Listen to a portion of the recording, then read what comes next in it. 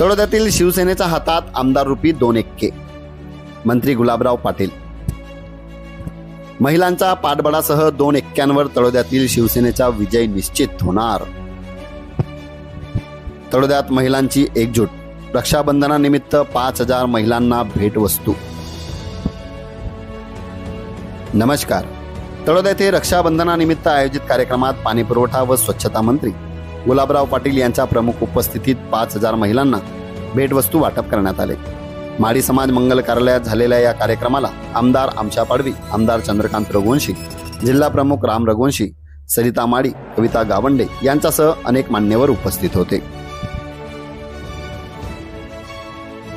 भगवान बिरसा मुंडा यांचा पुतळ्याचे पूजन करून कार्यक्रमाची सुरुवात झाली. मंत्री गुलाबराव पाटील म्हणाले, मुख्यमंत्री एकनाथ शिंदे यांच्या नेतृत्वाखाली लाडकी बहीण, लखपती बहीण, मुलींसाठी मोफत शिक्षण व महिलांसाठी मोफत प्रवास यासारख्या योजना राबवून महिलांना सक्षम केले जात आहे. तळोद्याचे शिवसैनिक सुक्या नदीत नाव चालवत असले तरी आता त्यांच्या हातात आमदार रूपी 2 एक्के असल्याने शिवसेना आणखी मजबूत झाली आहे. एवढ्या बहिणींना एकत्र आणण्याची ताकद केवळ तळोदा शिवसेनाकडे असून या पॅटर्नचा अनुकरण माझ्या मतदारसंघातही केले जाईल असे त्यांनी सांगितले. आमदार आमशा पाडवी यांनी धडगाव तालुक्यात 1,05,000 महिलांना लाडकी बहीण योजनेचा लाभ झाल्याचे सांगितले.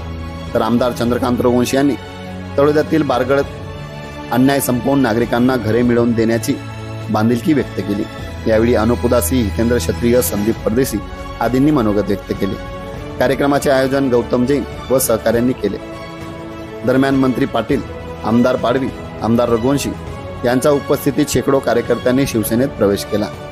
नव्या कार्यकर्त्यांच्या सहभागामुळे तळोद्यातील संघटना अधिक भक्कम झाली असून आगामी निवडणुकात निर्णयावर ताकद ठरणार असल्याचे विश्वास नेत्यांनी व्यक्त केला आहे.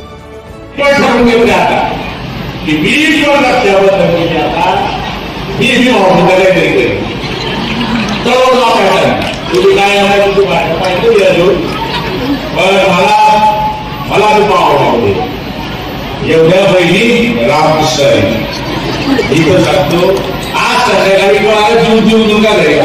काय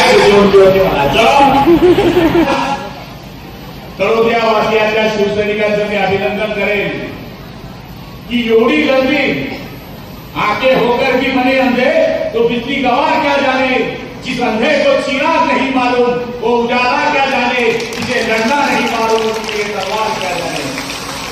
आज मैं तुमचं खूप अभिनंदन करतो.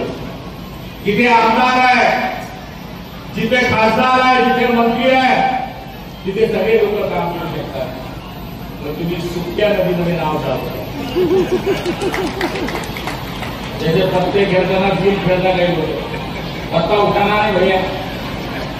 और तुमच्या मागे आता 2 हिरो आहे, 2 एक्के आहे. एक मूसवाला एक आहे, एक बघा मूसवाला एक आहे. हा आमच्याकडे खाणार नाही भाऊ. हा भाऊ आमच्यामध्ये होते तरी मी तसेच, उद्धव साहेबांकडे गेले तरी मी तसेच. आता आवडावं लागतं, तो आमदार आहे भाई, तू आमदार आहे भाई, कुठला हाताला का आमदार आहे भाई, तू आमदार आहे भाई. कारण की स्वभावाला औषध नसतं. 100 दिवस हिरड्यासारखं करण्यापेक्षा 10 दिवस वाघासारखं ते उभारा, हेच आमच्या शिवसेनेचं म्हणणं आहे. शिवसेनेने तेच शिकवलं. शिवसेनेने आम्हाला तेच शिकवलं. 80% समाजसेवा आणि 20% राजकारण. आम्ही जे काय आमदार झालो, खासदार झालो, मंत्री झालो असं झालं नाही. ज्याच्यावर केस नाही त्याला तो शिवसैनिकच होऊ शकत नाही. अशा पद्धतीने आम्ही आमचं जीवन जगलो. ही एक भूमिका. भेटवस्तूला किंमत नाही, प्रेमाला किंमत आहे. प्रेमाला, ज्या प्रेमाने, ज्या आत्मीयतेने ते तुमच्यासाठी करतात तेवढी आत्मीयतेचा सख्खा भाऊ बी दाखवत नाही, हे मला बी मान्य करावं लागेल. आणि म्हणून माझी तुम्हाला विनंती आहे की भविष्याच्या काळामध्ये आपल्याला सगळ्यांना संघटितपणे राहायचं आहे.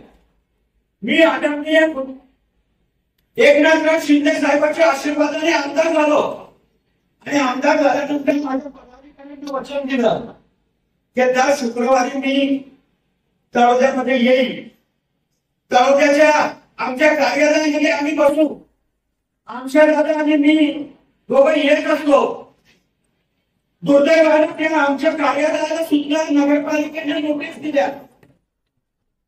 आमच्या कार्यालयाच्या मुळे 200 लोकांना नोटीस मिळाली, 200 गरिबांचं अतिक्रमण काढण्याचा प्रयत्न तालुक्याच्या नगरपालिकेने केला आणि मी राज्याच्या उपमुख्यमंत्र्याला नगरविकास मंत्र्याला सांगितलं की एकीकडे तुम्ही म्हणतात की कंटेनर मध्ये कार्यालय करा आणि लोकांची सेवा करा, रस्त्यावर बसा, परंतु लोकांच्या मध्ये राहा, आणि दुसरीकडे नगरपालिका आम्हाला नोटीस देते.